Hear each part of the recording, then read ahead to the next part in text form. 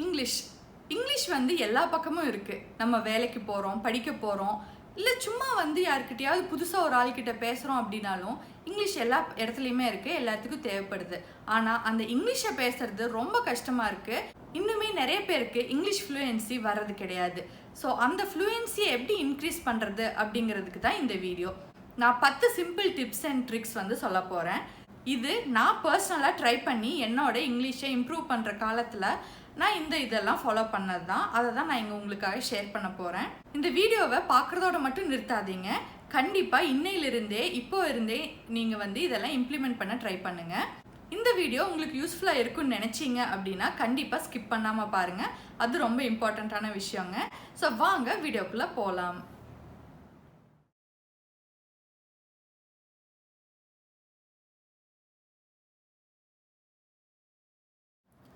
First tip என்ன அப்படின்னு பார்த்தீங்கன்னா, திங்க் இன் இங்கிலீஷ். திங்க் அப்படின்னா நம்ம யோசிக்கணும். இப்போ ஃபார் எக்ஸாம்பிள் இது நீங்கள் உடனேவே ஸ்டார்ட் பண்ணலாம். நீங்கள் இந்த வீடியோ பார்க்கும்போது என்ன நினைக்கிறீங்க அப்படிங்கிற மாதிரி என்னெல்லாம் நினைக்கிறீங்களோ அது எல்லாத்தையும் இங்கிலீஷில் நினைக்க ட்ரை பண்ணணும். நான் சிம்பிளாக உங்களுக்கு ஒரு எக்ஸசைஸ் சொல்கிறேன். காலையில் எந்திரிக்கும் போது காலையில் இருந்து நம்ம பண்ணுற எல்லா வேலையுமே நீங்கள் இங்கிலீஷில் திங்க் பண்ணலாம். ஃபார் எக்ஸாம்பிள் வேர்ட்ஸாக சென்டென்சஸாக நீங்கள் திங்க் பண்ணணும்.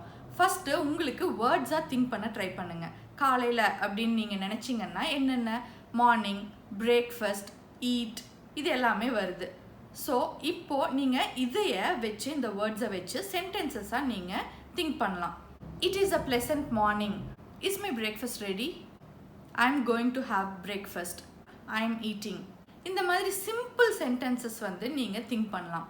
எல்லாத்தையும் திங்க் பண்ணுங்கள். காலையிலேருந்து நைட் வரைக்கும் நீங்கள் பண்ணுற எல்லாத்தையுமே திங்க் பண்ணிகிட்டே இருங்க.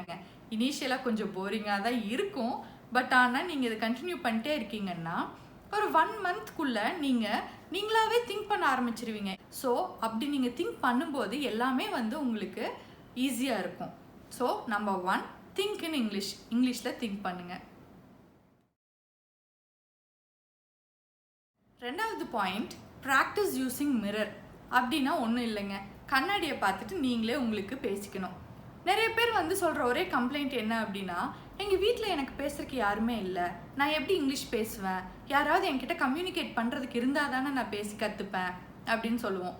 ஆனால் யாருமே தேவையில்லை, உங்களுக்கு நீங்களே போதும்.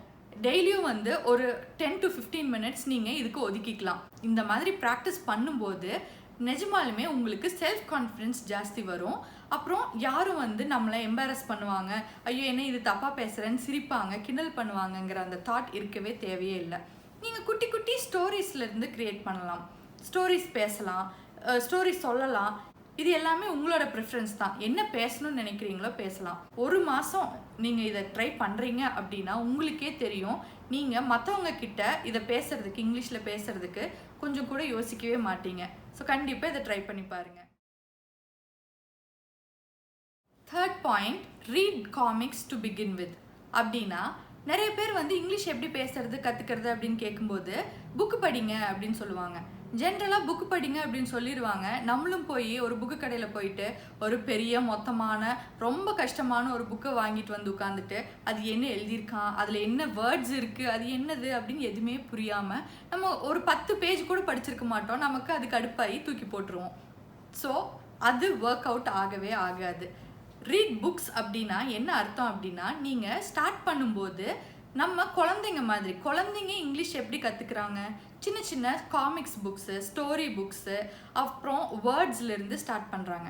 காமிக்ஸ் ரீட் பண்ண ஸ்டார்ட் பண்ணுங்கள். ஃபேரி டெய்ல்ஸு, ஸ்டோரிஸு இதெல்லாம் ஸ்டார்ட் பண்ணிங்கன்னாலே உங்களுக்கு ரொம்ப ஈஸியாக இருக்கும். அங்கே சிம்பிள் சென்டென்சஸ் சிம்பிள் இங்கிலீஷில் இருக்கும். ஒருவேளை அங்கே இருக்கிற வேர்ட்ஸ் ஏதாவது புரியலைன்னா கூட நீங்கள் உடனே டிக்ஷனரி எடுத்து நீங்கள் என்ன அப்படிங்கிறத மீனிங் கண்டுபிடிச்சிக்கலாம். ஸ்டார்ட் பண்ணுறீங்க, பிகினராக இருக்கீங்க, இங்கிலீஷ் பேசணும்னு நினைக்கிறீங்க, ஃப்ளூயண்ட்டாக பேசணும்னு நினைக்கிறீங்கன்னா உங்களுக்கு comics, stories and fairy tales ரொம்ப important. Fourth point, focus on fluency not grammar.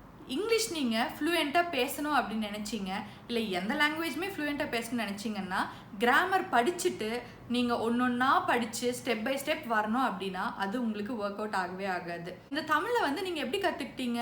Grammar படித்தா கற்றுக்கிட்டீங்க? கிடையவே கிடையாது. நம்ம அம்மா கூட பேசுறது, கூட இருக்கிற ஃபேமிலி மெம்பர்ஸோட பேசி ஒரு வார்த்தையும் அவங்க சொல்லி கொடுத்து நம்ம அதை பேசி புரிஞ்சுக்கிட்டு நம்ம இது கற்றுக்கிட்டது தான். அதே மாதிரி தான் எந்த ஒரு லாங்குவேஜுமே நீங்கள் ட்ரீட் பண்ணணும். ஒருவேளை ஃப்ளூயண்ட்டாக பேசணும் அப்படிங்கிறது உங்களோட மைண்டில் இருக்குது அப்படின்னா. ஸோ நீங்கள் கிராமரை வந்து இம்பார்ட்டன்ஸ் கொடுக்கறத நிறுத்திட்டு ஃப்ளூயன்சியை எப்படி இன்க்ரீஸ் பண்ணுறது அப்படிங்கிறத மட்டும்தான் நீங்கள் பார்க்கணும். 5th point, copy and follow native speakers. நம்ம தமிழில் நம்ம பேசுகிறோம் இல்லைங்களா, நம்மலாம் தமிழர்கள், நம்ம தமிழ் பேசுகிறதுல நேட்டிவ் ஸ்பீக்கர்ஸ். அந்த மாதிரி இங்கிலீஷ் பேசுகிறதுக்குன்னு நேட்டிவ் ஸ்பீக்கர்ஸ் இருப்பாங்க. ஃபார் எக்ஸாம்பிள் UK, US எல்லாம் நீங்கள் எடுத்துக்கலாம்.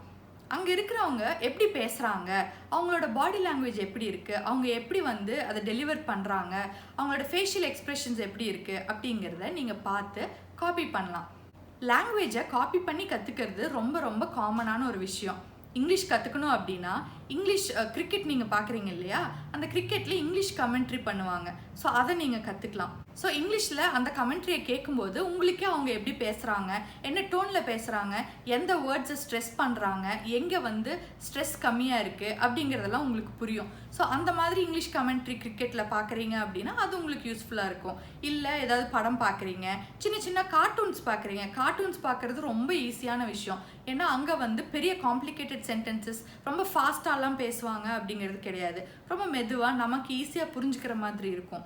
ஸோ யாரெல்லாம் நேட்டிவ் ஸ்பீக்கர்ஸாக இருக்காங்களோ, இங்கிலீஷ் ஆல்ரெடி அவங்களோட மதர் டங்காக இருக்குது அப்படின்னு நீங்கள் நினைக்கிறீங்களோ, அவங்க பேசுகிற இங்கிலீஷை நீங்கள் பார்த்து ஃபாலோ பண்ணி காப்பி பண்ணலாம். Number 6, learn phrases or sentences, not words. அது என்ன அப்படின்னா ரொம்ப ஈஸிங்க.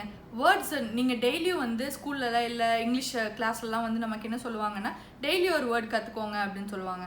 ஸோ நம்ம டெய்லி ஒரு வேர்ட் டிக்ஷனரியில் போய் புதுசாக கற்றுக்குவோம்.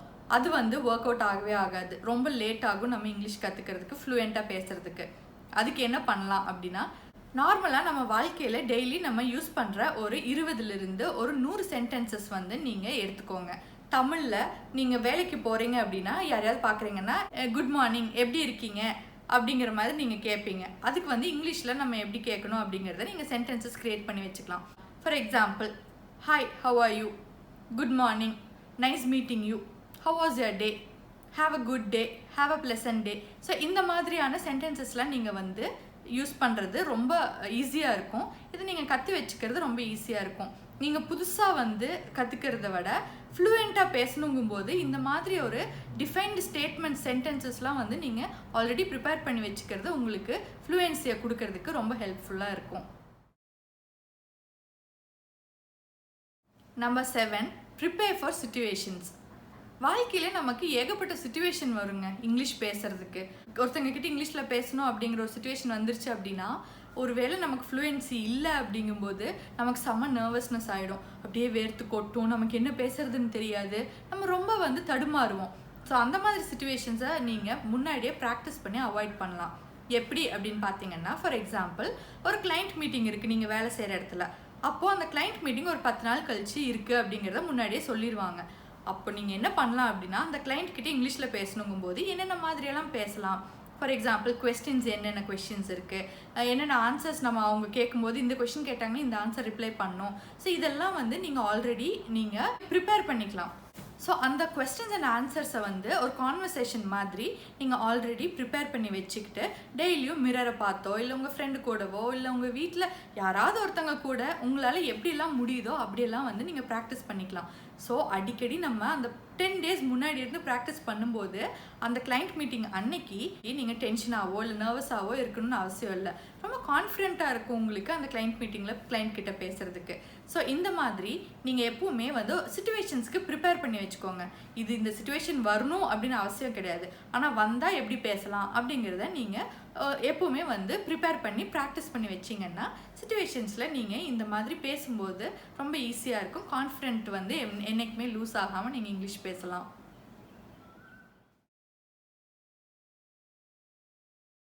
Number 8, convert and say stories in your native language. அப்படின்னா என்ன அர்த்தம் அப்படின்னா, நம்ம நேட்டிவ் லாங்குவேஜ் தமிழ்.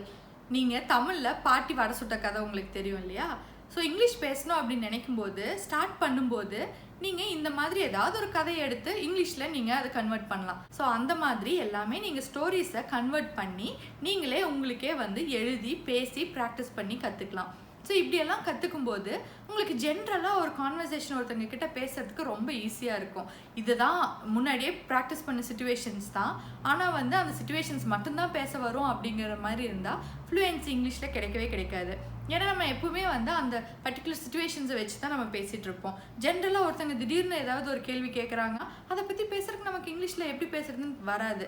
ஆனால் இந்த மாதிரி ஸ்டோரிஸ் எல்லாம் நீங்கள் ஆல்ரெடி க்ரியேட் பண்ணி நீங்கள் ப்ராக்டிஸ் பண்ணி வச்சுருக்கீங்க அப்படின்னா எந்த ஒரு சுச்சுவேஷன்லேயோ எந்த ஒரு டாபிக் பற்றியும் உங்களுக்கு பேசுகிறதுக்கு கஷ்டமாகவே இருக்காது. ஸோ சின்ன சின்ன ஸ்டோரிஸ் நம்மளோட தமிழ் லாங்குவேஜ்லேருந்து இங்கிலீஷ் லாங்குவேஜில் கன்வெர்ட் பண்ணி அதை நீங்கள் ஈஸியாக பேசுகிறதுக்கு ப்ராக்டிஸ் பண்ணிக்கோங்க. அது ரொம்ப ஹெல்ப்ஃபுல்லாக இருக்கும். Number 9, text your message in English. இது ரொம்ப ரொம்ப ரொம்ப இம்பார்ட்டண்ட்டான ஒரு ஸ்டெப்புங்க. இது ரொம்ப ஈஸியான ஸ்டெப் கூட. ஃபார் எக்ஸாம்பிள், நம்ம வாட்ஸ்அப் வந்து நமக்கு மொபைல் வச்சுருக்கிற எல்லாருக்கும் வாட்ஸ்அப் இருக்கணுங்கிறது ஒரு ரூலாக இருக்குது. ஸோ நம்ம வாட்ஸ்அப்பில் டெய்லியும் மெசேஜ் பண்ணுறோம். கண்டிப்பாக வந்து நம்ம ஒரு நாளைக்கு ஒரு மினிமம் 10லேருந்து 100 மெசேஜ் வரைக்கும் நம்ம வாட்ஸ்அப்பில் டெக்ஸ்ட் பண்ணுறோம். ஸோ டெக்ஸ்ட் பண்ணும்போது நம்ம பண்ணுற ஒரு பெரிய மிஸ்டேக் என்ன அப்படின்னா, என்ன பண்ணுற அப்படின்னு சொல்லிட்டு இங்கிலீஷில் நம்ம டைப் பண்ணி அனுப்புவோம். அது ரொம்ப தப்பான விஷயம். எப்போவுமே இங்கிலீஷில் டைப் பண்ணுறத நீங்கள் ஒரு ப்ராக்டிஸாக வச்சுக்கோங்க. வாட் ஆர் யூ டூயிங் அப்படின்னு சொல்லிட்டு. ஸோ நமக்கு ஃபஸ்ட்டு ஃப்ளூயன்சி முக்கியம். அதனால் வாட்ஸ்அப் மெசேஜோ இல்லை நீங்கள் ஃபேஸ்புக்கில் போஸ்ட் போடுறீங்கன்னாலோ இல்லை யூடியூப்பில் நீங்கள் பார்க்குறீங்க கமெண்ட் போடுறீங்கன்னா கூட நீங்கள் இங்கிலீஷில் வந்து டைப் பண்ணி போடுறது ரொம்ப இம்பார்ட்டண்ட். நீங்கள் அதை ஒரு ப்ராக்டிஸாக வச்சுக்கோங்க. இதை நீங்கள் கண்டிப்பாக ட்ரை பண்ணி பாருங்கள். நம்பர் 10, கடைசியாக இம்பார்ட்டண்ட்டான ஒரு விஷயம், ரிலாக்ஸ் பண்ணுங்கள். இது ஜஸ்ட் ஒரு லாங்குவேஜ் தான். இங்கிலீஷ் இல்லை தமிழ் எந்த ஒரு லாங்குவேஜாக இருந்தாலும் அது ஒரு லாங்குவேஜ். அது வந்து நம்ம ஒரு பேசுகிற ஒரு கம்யூனிகேஷன் டிவைஸ் தானே ஒழிய அது நம்ம லைஃப்பை டிஃபைன் பண்ண போகிறது கிடையவே கிடையாது. ஸோ இங்கிலீஷ் பேசணும் அப்படின்னு ஒரு சுச்சுவேஷன் வருதுனாலே நமக்கு உடனே படபடப்பாயிடும். ஸோ அந்த மாதிரி ஆகவே ஆகாதீங்க. நம்ம எவ்வளோக்கு எவ்வளோ ரிலாக்ஸ்டாக குவயட்டாக பேஷண்ட்டாக இருக்கிறோமோ அவ்வளோக்கு அவ்வளோ நம்மளோட இங்கிலீஷ் ஃப்ளூயன்சி வந்து இம்ப்ரூவ்டாக ரொம்ப என்ஹான்ஸ்டாக இருக்கும். அதே மாதிரி குவிக்காக நம்ம எல்லாமே கற்றுக்கணும் அப்படிங்கிறது ஒரு சொல்யூஷனே கிடையவே கிடையாது. ஸோ நீங்கள் ரிலாக்ஸ் பண்ணுறது ரொம்ப ரொம்ப முக்கியமான ஒரு டிப்புங்க. இங்கிலீஷ் வந்து just a language, not a knowledge. English தெரில அப்படின்னா உங்களுக்கு எதுவுமே தெரிலன்னு அர்த்தம் கிடையவே கிடையாது. ஸோ இதை நீங்கள் நல்லா ஞாபகம் வச்சுக்கோங்க. இந்த டிப்ஸ் நான் சொன்னது எல்லாமே உங்களுக்கு யூஸ்ஃபுல்லாக இருந்திருக்குன்னு நினைக்கிறேன். ஒருவேளை இங்கிலீஷ் ஃப்ளூயன்சியில் உங்களுக்கு ஏதாவது டவுட் இருக்குது அப்படின்னா மறக்காமல் எனக்கு கமெண்ட் செக்ஷனில் கமெண்ட் பண்ணுங்கள். ஸோ நீங்கள் கீழே கமெண்ட் பண்ணும்போது இங்கிலீஷில் கமெண்ட் பண்ண ட்ரை பண்ணுங்கள். ஸோ இதே மாதிரி இன்னொரு யூஸ்ஃபுல்லான வீடியோவில் உங்களை சந்திக்கிற வரைக்கும் நன்றி, வணக்கம்.